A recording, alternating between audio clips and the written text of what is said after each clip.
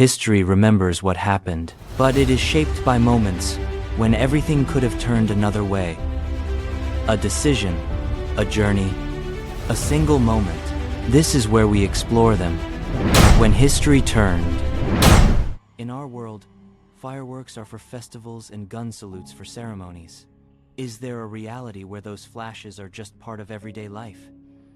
In a coastal city called Liang, a commuter named Mei steps off a morning ferry.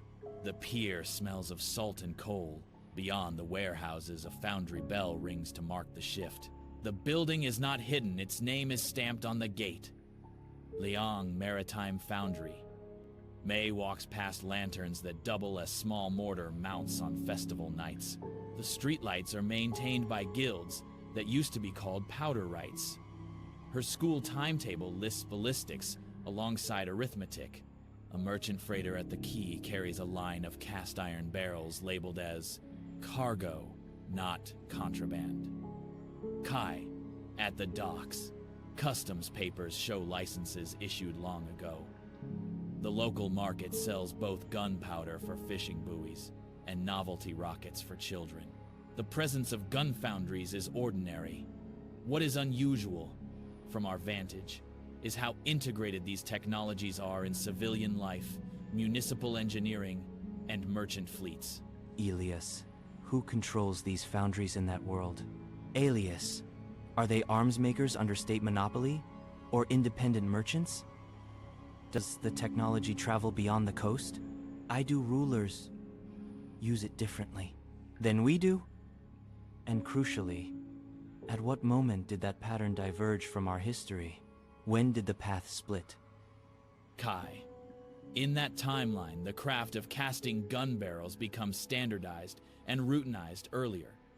Not secluded in secret workshops, but organized as licensed maritime industry. The standard appears in port registries as early as the 12th century. Foundry masters travel with caravans and fleets rather than remain cloistered in court arsenals. Kai.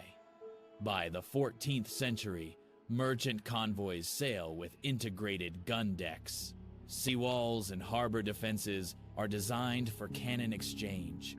Power in the sea lanes looks less like a European monopoly and more like a network of armed ports.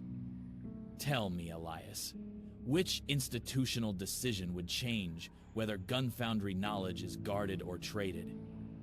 Elias, the decisive turn occurs in the 12th century. In that line, the southern chord of the song makes a deliberate policy choice. Instead of restricting metallurgy and powdercraft to imperial arsenals, the court invests in maritime outreach, exports mastercasters, and issues licenses to allied port cities across the Indian Ocean. State ships carry technicians to Hormuz, to the Malabar coast, to the Straits of Sunda. Those masters set up foundries, teach standard casting methods, and sell shipboard gun mount designs as commercial products. That export is institutionalized, not an accident but policy. In our timeline, similar knowledge spreads unevenly, and often through conquest and espionage. Here, it is exported like silk. Kai. So the change is structural. Gunpowder and casting move from guarded military secrets to licensed traded technology in the 12th century, embedded in maritime commerce. Kai. From the 12th to the 14th centuries, those licensed foundries transform naval architecture across the Indian Ocean. Armed junks and heavily gunned doughs become common, giving regional maritime polities a capacity to deter predatory coastal raids and protect long-distance convoys. Port networks are militarized in a distributed way. Elias, in our reality, the same centuries see powder spreading along land routes and through steppe networks. Siege artillery appears in land warfare and, over time, in coastal defenses. Diffusion is patchy, which allows fragmented European states to iterate rapidly on cannon design and later adapt it to ocean-going ships. That asymmetry feeds the later pattern of overseas expansion. Kai, in the 15th to the 17th centuries of the alternate timeline, European coastal enclaves encounter well-armed regional navies. European traders find fortified harbors and gun-armed merchant convoys, which requires different strategies: negotiated port access, local alliances, or technological parity, rather than simple conquest. Elias. By contrast, in our 15th to 17th centuries, European polities scale up shipborne artillery and create blue water navies that, combined with navigational improvements, allow them to establish fortified trading posts and later territorial colonies. Gunpowder and shipbuilding co-evolve in Europe into an instrument of empire. Kai. In the alternate 18th and 19th centuries, industrialization includes state-sponsored foundries in Asia. Metallurgy scales under bureaucratic oversight, and trade networks sustain cross-regional standards. Technological innovation diffuses among multiple maritime centers. The balance of naval power is more multipolar. In our 18th and 19th centuries, the Industrial Revolution concentrates manufacturing scale in European workshops, amplifying their military and economic reach.